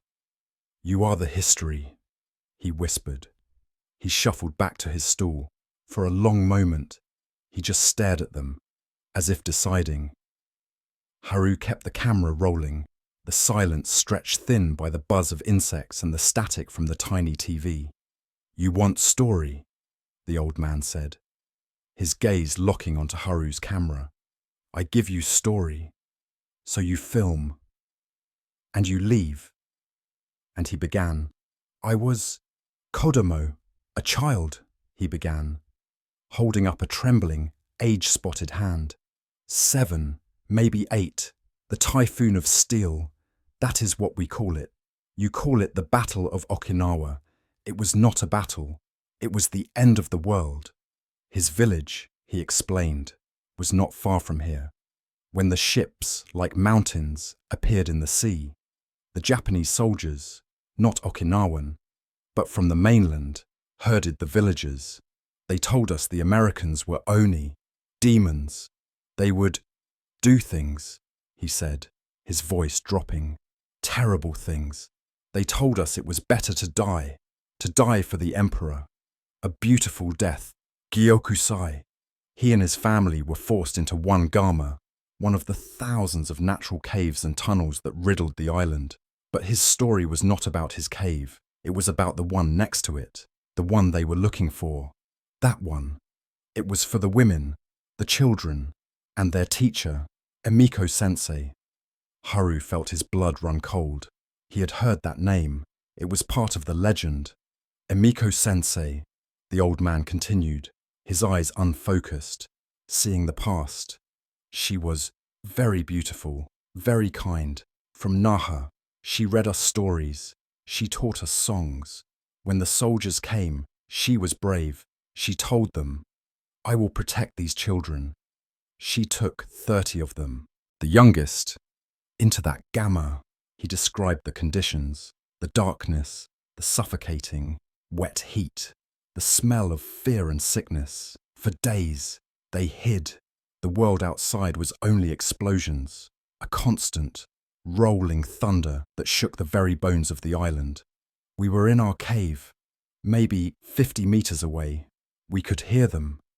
Sometimes, a child would cry. We would hear Emiko Sensei, her voice, so soft. "Shh, shh, my darlings, be quiet. The Oni will hear us. Be quiet, and we will be safe. Shh." The old man's hand was shaking violently now. Then, one day, the thunder stopped. It was quiet, so quiet, after so long. The silence was terrifying. He explained that an American patrol was clearing the area. They were young, just like Reeves's team. They were exhausted, terrified, trigger-happy, warned that the caves were full of Japanese soldiers who would fight to the death. From our cave, my father, he peeked. He saw them, American soldiers. They were at the mouth of Emiko's cave. They shouted, in English, "Come out, come out." But the villagers had been told the opposite. The Japanese soldiers had warned them, "If you are captured, they will torture you. Kill yourselves first." No one came out, the old man whispered. Inside, a baby started to cry, a loud, desperate wail. And we heard Emiko Sensei, louder this time. "Shh, dame, shh." The patrol tensed. They heard the crying, then the shushing. To their scared ears, it wasn't a teacher and a baby. It was a trap. "One soldier," the old man said, his eyes drilling into Reeves's. "Young, like you, maybe." He pointed a finger at Grant. He had the fire, the metal can. No, not fire, the other one, the pinapuru. A pineapple, Haru translated, his throat dry. A grenade. He pulled the pin. He shouted, "Fire in the hole." But we did not know this word. He threw it into the mouth of the gamma. The old man paused. He closed his eyes. It was not a loud explosion, not like the bombs. It was a thump, a cough from the earth, and a sound, a terrible rushing hiss. It was a concussive grenade, but it had done something worse. The explosion was just powerful enough to collapse the narrow, unstable entrance to the cave. A puff of dust, the old man said, and it was gone. The entrance was sealed by rocks, by earth. Inside, silence. The soldiers waited. Nothing. They marked the cave as cleared and moved on. But they were not dead. The old man choked, tears openly streaming down his ancient face. Not yet. He and his family were rescued, he used the word with bitter irony, by another patrol days later. But he never forgot the other cave. We could hear them for days. At first, it was crying and screaming. We could hear Emiko Sensei's voice, screaming, begging, pounding on the rocks. We told the soldiers. We begged them. Children, kodomotachi. But there was so much fighting, so much death. They did not listen, or they did not have time. After 2 days, the screaming stopped. It became whispers, just whispers. We could hear them through the rock, whispering, Mizu, Misu, water, Kurushi. It's painful. And Emiko-sensei, singing a small song to make them sleep, singing until her voice was nothing. He fell silent. The only sound was the buzz of the fluorescent light and Grant's ragged breathing. They died, all of them. The old man finished. In the dark, in the wet, Emiko-sensei and her 30 children, buried alive by your history. He looked back at the camera. That is the story. That is the origin, the legend. The legend says they are still there. Emiko-sensei. She is still trying to get them out. She is still unshushing them, still singing. And she is angry. She is angry at the ones who threw the rock. She is waiting for any soldiers in your uniform. She does not know the war is over. She thinks, you are the ones who did it. All of you. A heavy, suffocating silence filled the Humvee. They had left the old man's shop 10 minutes ago, wordlessly. Grant was no longer smiling. Lynn was visibly trembling. Reeves's knuckles were white on the steering wheel. Turn here, Reeves said, his voice hoarse. It was the dirt track. It was exactly where the old man said it would be. So, that story. Jesus, Grant muttered. That's messed up. It's more than messed up, man, Haru said, filming the oppressive tunnel of trees. It's the backstory. It's the origin. It's why this place is haunted. If it's haunted, Reeves said, but his voice lacked conviction. The track ended abruptly, a wall of jungle, and hidden behind a curtain of thick vines, a dark, gaping hole. It wasn't a tunnel. It was a gash in the earth. The air pouring from it was cold. This is it, Reeves said. He kept the Humvee running, its headlights cutting a weak yellow cone into the blackness. The haunted tunnel. Haru unclipped his seatbelt. I'm getting audio gear. Wait, Lynn whispered. Listen. Reeves killed the engine. The roar of the diesel died, plunging them into a thick, primal silence. The jungle insects, the drip of water, and something else. The radio whispers. It was coming from the radio. It was off, but a faint static was building, and underneath the static, voices, faint, sibilant. Shh, shh, turn it on, Grant hissed. Reeves flipped the radio on. The static roared, then cleared. Just for a second, a child's voice, crying, a woman's voice, sharp and terrified. Shh, shh, holy shit, Grant breathed. It's just radio interference, Reeves said, his hand shaking as he tried to change the frequency. It's her, Lynn whispered, his eyes wide with terror. It's what the old man said. Emiko-sensei. She's telling them to be quiet. She's telling us to be quiet. A loud click and the radio died. The dashboard lights flickered. The engine failure. What the? Reeves turned the key. Nothing. He tried again. A sick, grinding noise. Then silence. It's dead. The whole electrical system is dead. The battery can't be dead, Grant said, his voice rising in panic. It's a brand new. It's dead, Grant, Reeves snapped. They were stranded, in the dark, at the mouth of a mass grave. Haru lifted the camera. The night vision mode clicked on, bathing the interior of the Humvee in an eerie green-black light. Gotta keep filming, he stammered. We need to call it in, Reeves said, grabbing the hand mic for the long-range radio. Mayday! Mayday! Nothing. It's fried too. We're stuck, Lynn said. his voice a high-pitched keen. "Oh God, we're stuck!" "Calm down," Reeves ordered. "We'll wait till sunrise. It's just an engine failure." "Is it?" Haru whispered. He was filming Lin, who was staring out the side window. "Lin, what is it?" Reeves asked. Lin didn't answer. He just raised a trembling finger to the glass. "Haru, pan over." "What does he see?" Reeves commanded. Haru swung the camera from Lin's terrified face to the window. At first, there was nothing, just the dark, wet leaves of the jungle pressed close. "There's nothing there. Man, you're freaking me," Grant started to say. The face in the window.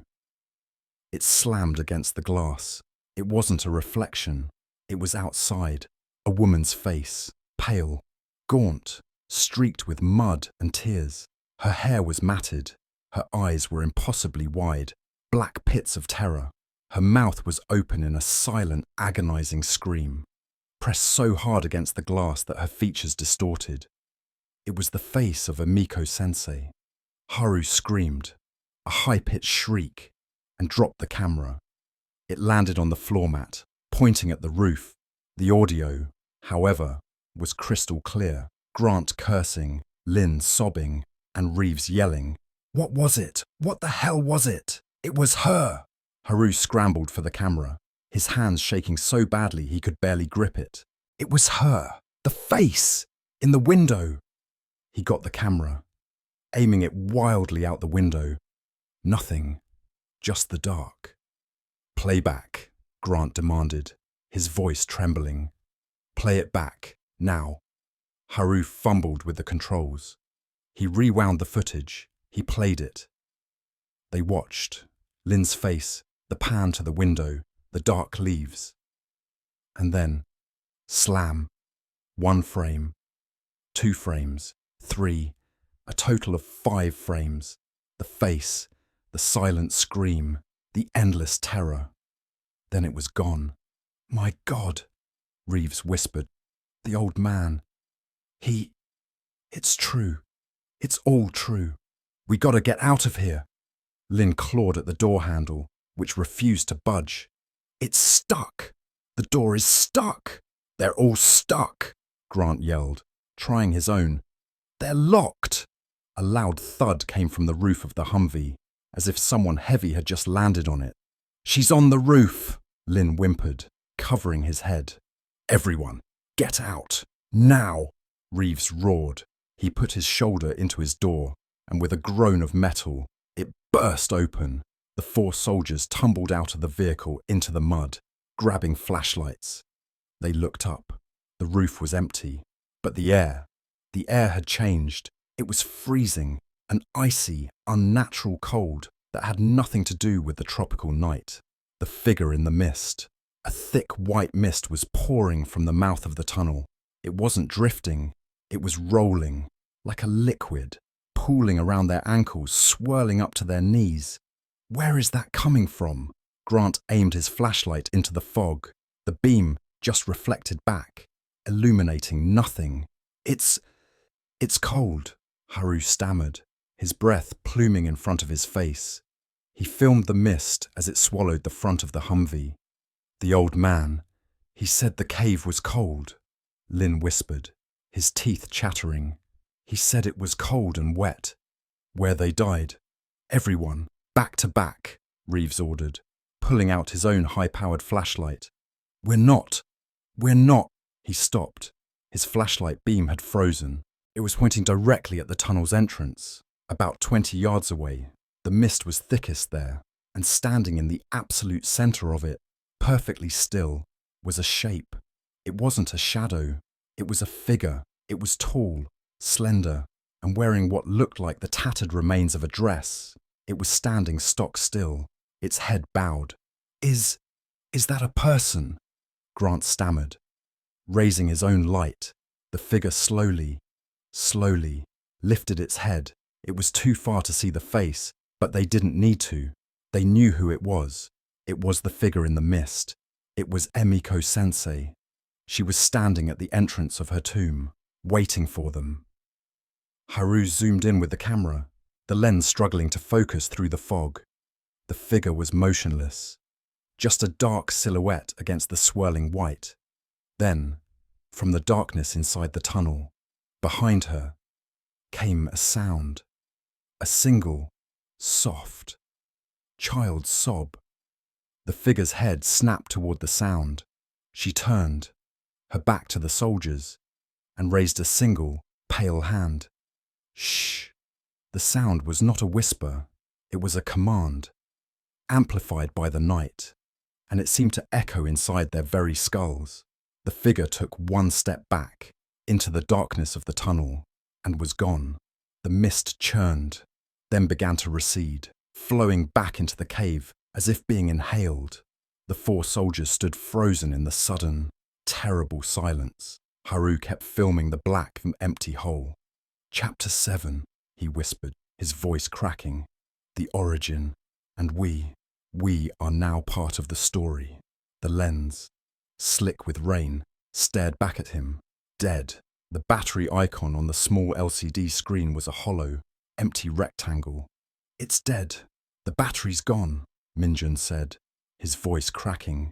The other three were huddled behind him, their backs pressed against the cold, wet metal of their car, staring into the impenetrable darkness of the mountain road. The rain was a deafening roar.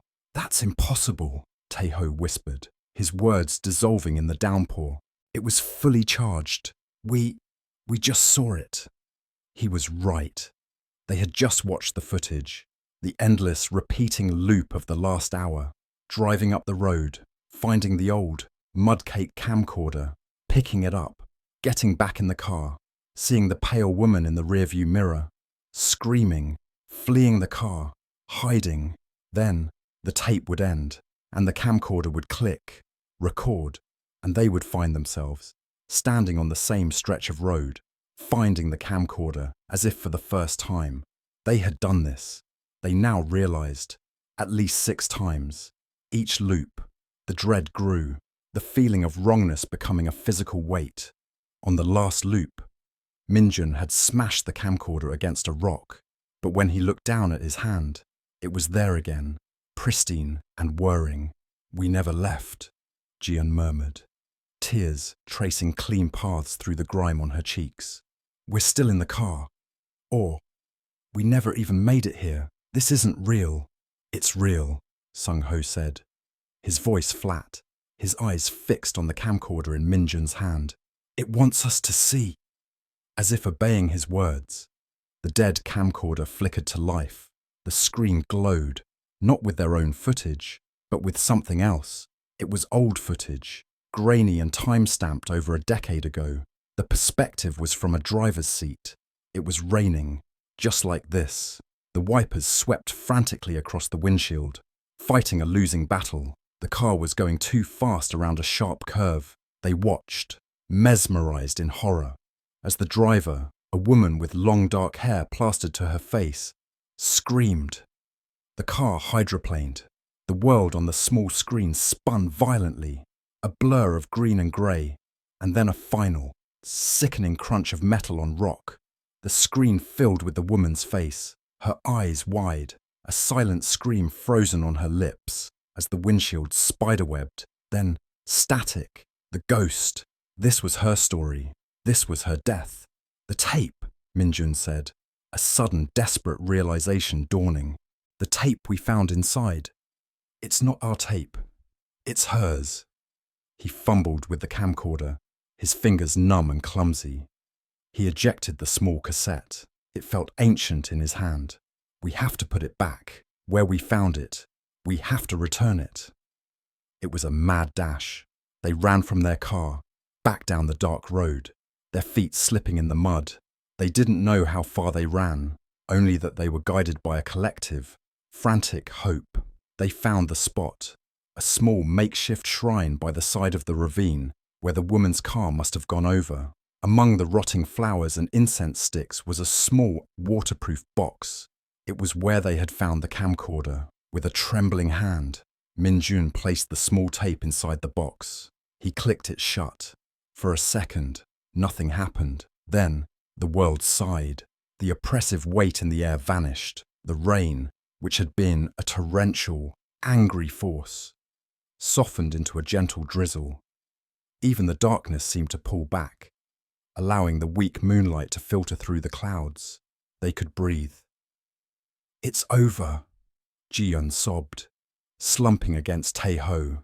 Relief, pure and overwhelming, flooded them. They laughed, a hysterical, a broken sound. They were alive. They were free. They turned and walked back toward their car, their steps getting faster, turning into a light jog, then an all-out sprint. They were desperate to leave this road, this mountain, this memory, behind them forever. They rounded the final bend, the spot where they had left their car. Doors open, lights on. The car was gone. The space where it had been was empty. There were no tire tracks in the mud, no broken glass. It was as if it had never been there at all. They stood, frozen, the four of them alone on a dark, forgotten road. The drizzle began to thicken, the sound of the wind rising once more. Min-jun looked down at his hands. The camcorder was gone. He heard a faint sound from the bushes beside him, a click, and then a tiny, crimson light.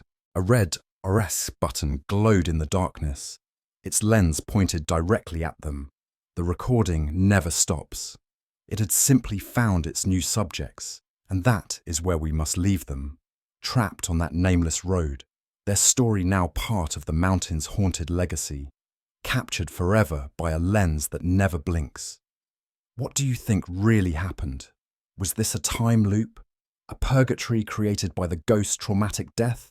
Or did they simply cross a line, a barrier between our world and a place where the rules of time and a happy ending simply don't apply? What would you have done if you found that camera? Would you have been curious enough to press play? Let me know your honest answer in the comments. This final story touches on so many powerful themes found in folklore all across Asia. The idea of a cursed object is a profound one. In many spiritual beliefs, it's thought that intense human emotions, especially terror, rage, or deep sorrow, can be permanently imprinted onto physical items.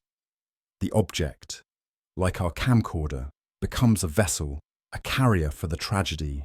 It's no longer just a piece of technology, it's a trap, waiting for a new owner to pass the curse along to. And then there's the ghost herself. In many cultures, a spirit that dies a sudden, violent, or unjust death cannot move on. Think of the Onryo in Japan or the Phi Tai Hong in Thailand.